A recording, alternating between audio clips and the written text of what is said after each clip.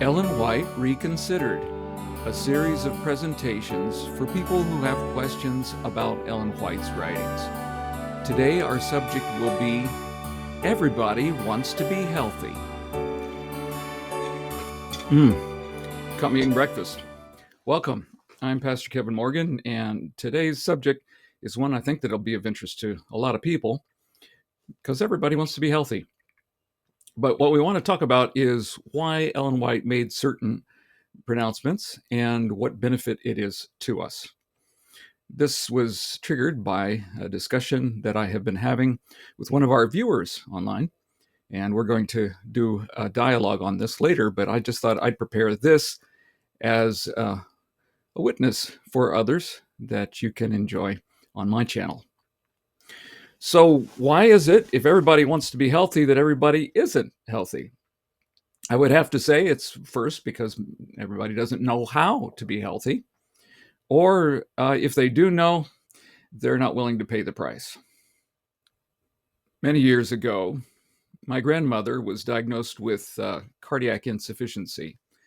Her heart was giving her problems because it wasn't pumping enough oxygen, getting enough oxygen to her heart.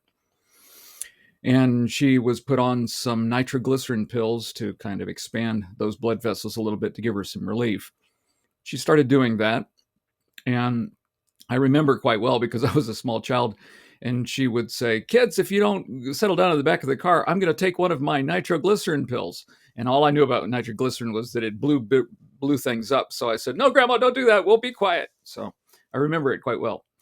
But she started thinking about what was going on, and she's just a common sense person. She said, if my blood vessels are filling up with fat, and that's why I'm not getting oxygen to my heart, if I reverse that process and don't eat so much fat, could I reverse it and then get more blood flow to my heart? So she said, what things do I eat that have quite a bit of fat in it?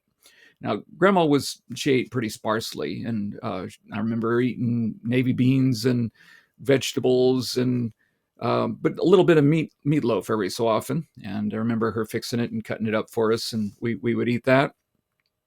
But she thought, that's probably where that's coming in. So I'm going to cut that out.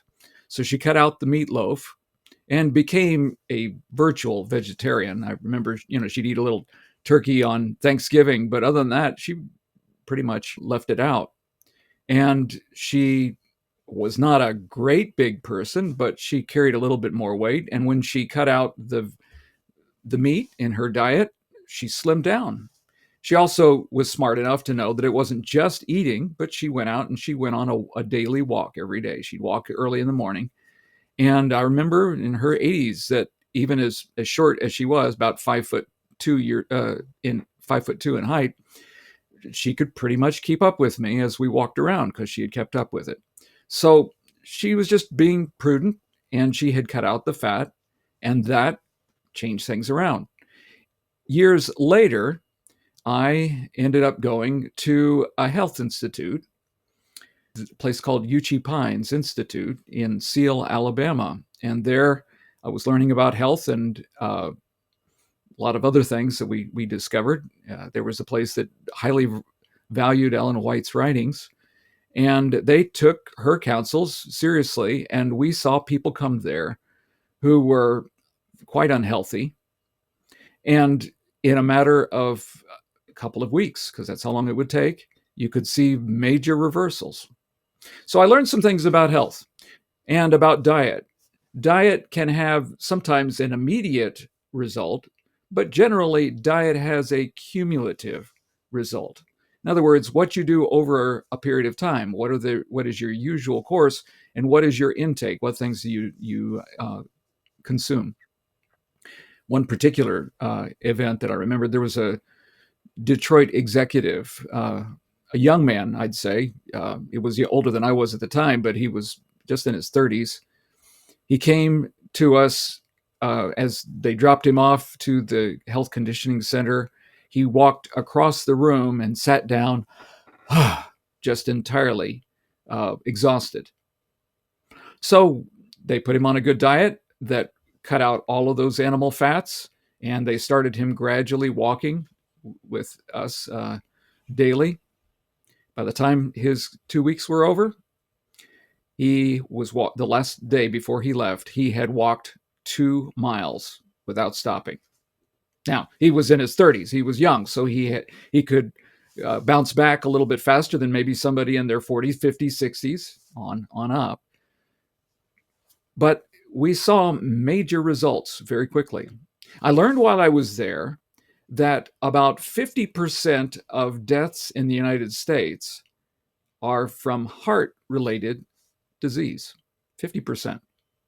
About 20% is cancer, and that's another matter, and some of that's dietary. So a good portion of what ails us in this country are things that are within our control. Not everything. Some things seem to come out of the blue, and we don't understand where they came from. But a lot of things could be controlled. Now, Ellen White had some light on health, and she was part of this Advent movement, so it wasn't in a vacuum. She didn't just get some pronouncement and everybody just follow in lockstep and do what she said. It was more like a discovery as the Seventh-day Adventists began to realize that a lot of them were sickly, and some of the folks in the church had already made some strides to be healthier, and they made some recommendations. And so when others began putting those things into practice, they started seeing some advantages. The viewer and I had a brief discussion, and I raised some questions to begin our dialogue. The first one is this: what makes a person think that the Bible is against taking care of our body? Now, to this question in our dialogue, the viewer thought that this was an irrelevant question regarding Ellen White's teaching on health. But I'd like to say that this is fundamental to understanding her teaching on health. The Bible isn't against our taking care of our body. And of course, everybody wants to be well, but not everybody wants to consider what the Bible has to say about keeping our health. Fundamentally, we need to look at what Paul said in 1 Corinthians. Because even though it's talking about relationships, it has bearing on what we do with our bodies. Notice. Whether therefore ye eat or drink or whatsoever ye do, do all to the glory of God. 1 Corinthians 10, verse 31. So the early Adventists had to ask themselves, are we glorifying God being sick all the time? Not being able to go out and preach what we know to be true? Now let's look at another statement of Paul. What? Know ye not that your body is the temple of the Holy Ghost, which is in you, which ye have of God, and ye are not your own? For ye are bought with a price. Therefore glorify God in your body, and in your spirit, which are God's. 1 Corinthians 6, verses 19 and 20. Recognizing that we belong to God, we are not free to do just whatever we want, but we should take care of this body, not just for our own selfish reasons, but to glorify Him. My next question to him was, what makes a person think that we shouldn't avoid high-fat foods, such as in pork, when God Himself designated it as a food that He didn't want His people to eat? He brushed it off, saying, clearly we don't agree on the Levitical food laws still being binding. Well, I think he hasn't looked into this very deeply, because if it's just a matter of a switch that, okay, God wanted His people not to eat pork for some arbitrary reason, then why do we find in Genesis 7 that there is a distinction between the kinds of meat that there are? God said, bring animals into the ark, talking to Noah, 2 by 2, but clean animals by 7s. Now, if He didn't know what those were, then He surely would have found out when the animals started coming up the ramp into the ark, the clean animals. There are some animals that He didn't consider clean, some that He did consider clean. And then when we get to the book of Leviticus, He starts describing it. And the experience of the early Adventists was not one that they totally accepted the whole list at first, but they recognized from personal experience that pork was exceptionally objectionable, because when they cut it out, they felt better almost immediately, and certainly over a period of time. And so that became an object that said, hey, we're feeling better. Let's leave that out. In time, they would look at and analyze the rest of the items and see their objectionable traits as well. But what about the New Testament, you say?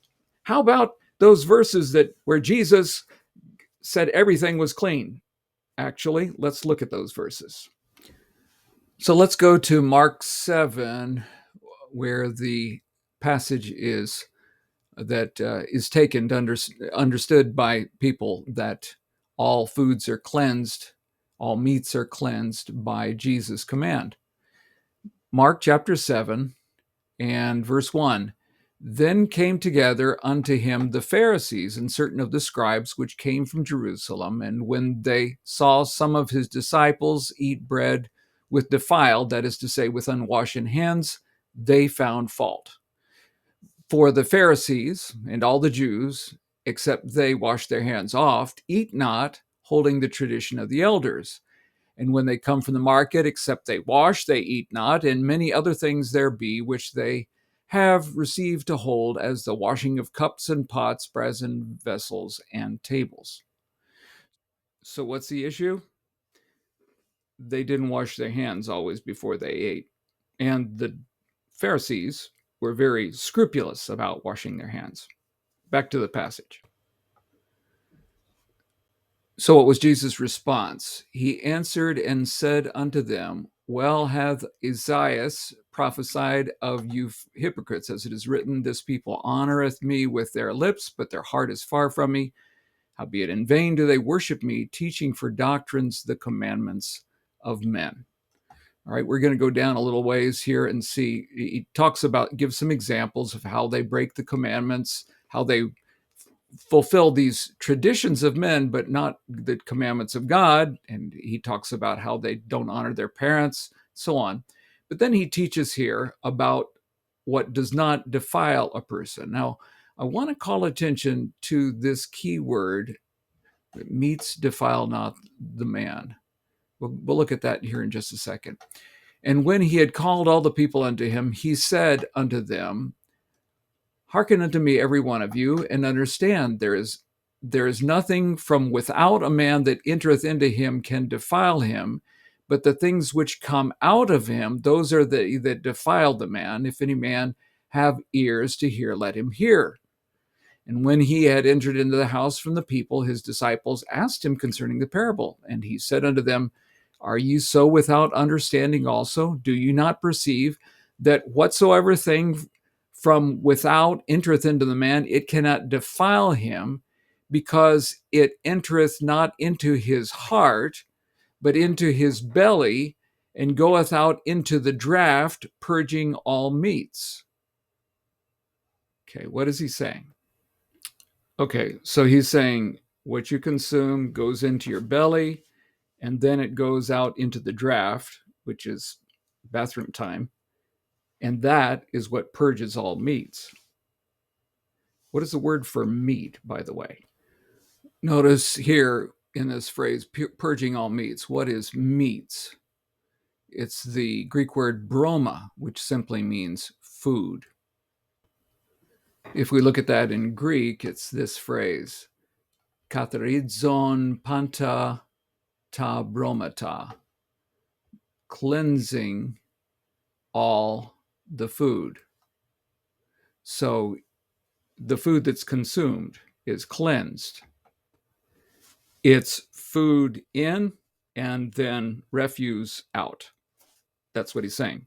That doesn't defile a person. He says what defiles a person is what proceeds forth from the heart, from the motivation, the source of motivation.